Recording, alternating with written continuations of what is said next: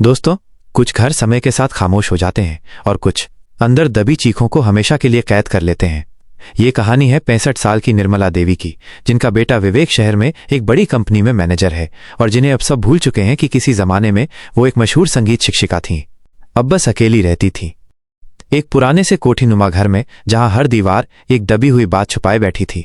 लेकिन एक रात जब घर के सभी लाइट्स बंद थीं और हवाओं में अजीब सी सरसराहट थी, निर्मला देवी को दीवार के पीछे से किसी बच्चे की धीमी रोने की आवाज सुनाई दी।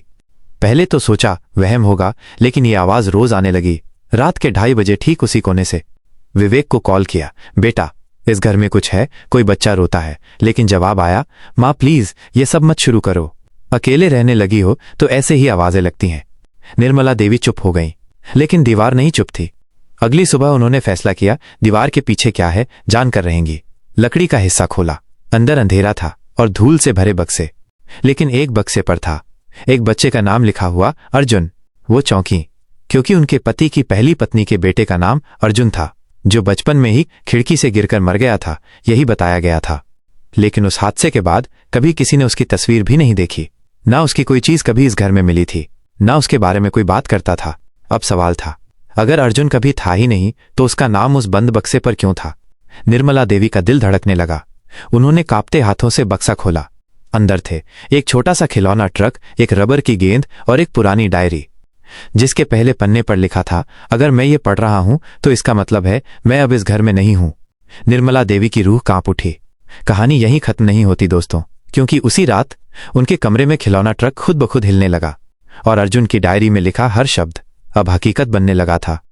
दोस्तों, जब इंसान अकेला होता है तो अतीत की परछाइयां उसके साथ रहने लगती हैं, लेकिन निर्मला देवी के साथ अतीत नहीं, कोई अतीत की आत्मा रहने लगी थी। उस रात जब उन्होंने अर्जुन की डायरी खोली तो पहले ही पन्ने पर जो लिखा था उसने उन्हें जड़ बना दिया। अगर आपको ये डायरी मिली है तो इसका मतलब है कि मैं अब भी यहीं हूं, लेकिन किसी और रूप में। मैं हर रात दीवार के पीछे रोता हूं, लेकिन कोई नहीं सुनता। निर्मला देवी की आंखों से आंसू बहने लगे। क्या तू मुझे मां कह रहा है बेटा? लेकिन तभी कमरे की खिड़की अपने आप बंद हो गई और खटाक की आवाज आई। एक अजीब सी ठंडक पूरे कमरे में फैल गई और हवा में किसी बच्चे की हंसी गूंजने लगी। वो हंसी जो मासूम नहीं थी बल्कि डरावनी थी। निर्मला देवी घबरा गईं। डायरी उनके हाथ से गिर गई और एक और पन्ना खुल गया। जिस दिन मुझे खिड़की से गिराया गया उस दिन मैं बहुत रोया था माँ, लेकिन आपने मेरी चीख नहीं सुनी, क्योंकि पापा ने दरवाजा बाहर से बंद कर दिया था। यह पढ़कर निर्मला देवी का बदन सुन्न पड़ गया। क्या अर्जुन की मौत एक हादसा नहीं थी? क्या उनके पति ने? नहीं, वो यकीन नहीं कर पाई। लेकिन डायरी के अगले पन्ने ने हर शक को सच में बदल दिया। पापा को मैं पसंद नहीं था, क्योंकि मेरी माँ अलग थी, और जब उन्होंने मुझे धक्का दिया तो कहा था, अब कोई तेरा नाम भी नहीं लेगा अर्जुन। निर्मला देवी के पैरों तले जमीन खिसक गई।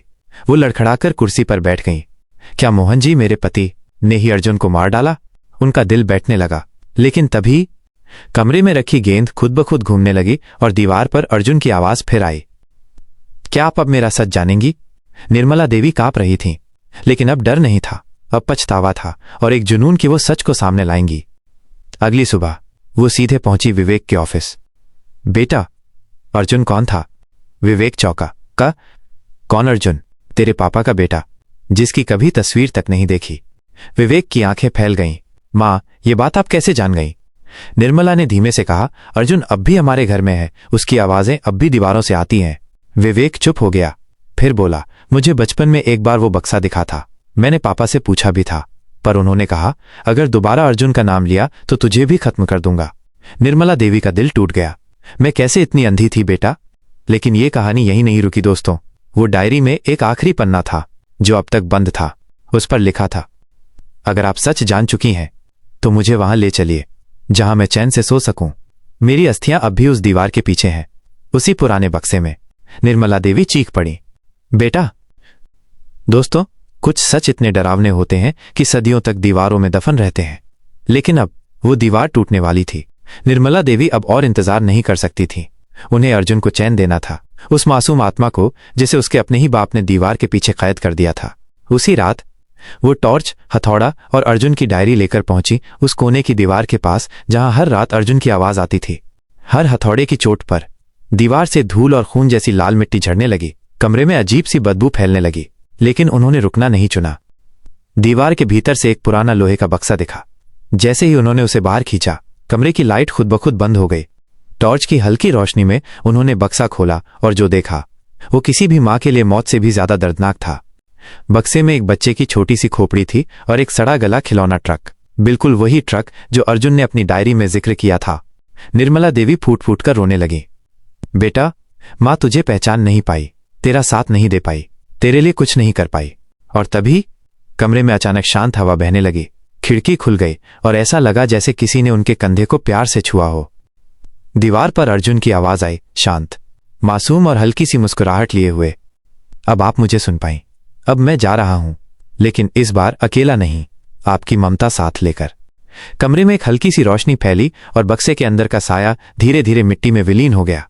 अर्जुन को शांति मिल चुकी थी। अगले दिन निर्मला देवी ने पुलिस में रिपोर्ट लिखवाई। विवेक उनके साथ था। पति के पुराने गुनाह सामने आए और अखबारों में हेडलाइन बनी, 40 साल पुराने बच्चे की हत्या का भेद खुला, मां ने खोली अपनी ही घर की दीवारें। लोग हैरान थे, लेकिन अब कोई फर्क नहीं पड़ता था। निर्मला देवी अब भी उस घर में थी, लेकिन अब अर्जुन की हंसी डरावनी नहीं लगती थी। अब वो सिर्फ एक मां थी जिसने अपने बेटे को मरने के बाद भी इंसाफ दिलाया।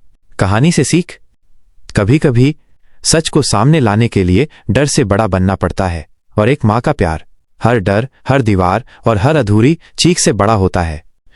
अगर इस कहानी ने आपके रोंगटे खड़े कर दिए या आपकी आंखें नम कर दी, तो एक लाइक जरूर करें और कमेंट में लिखें, मां की ममता अमर है। और हाँ, कहानी वर्स चैनल को सब्सक्राइब करना मत भूलिए, क्योंकि यहाँ हर हफ्ते मिलती हैं ऐसी ही दिल को छू जाने वाली सस्पेंस से भरी कहानियां जो आपको सोचने पर मजबूर कर देंगी।